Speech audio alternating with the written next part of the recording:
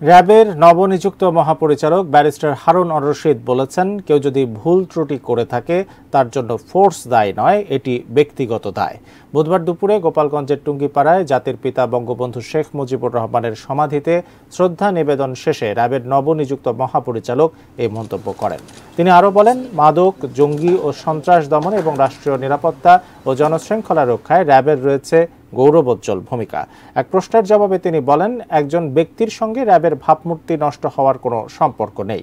টুঙ্গিপাড়ায় বঙ্গবন্ধু ও তাঁর পরিবারের শহীদ সদস্যদের রুহের মাগফিরাত কামনা করে ফাতেহা পাঠ ও বিশেষ মোনাজাতে অংশ নেন র্যাব মহাপরিচালক।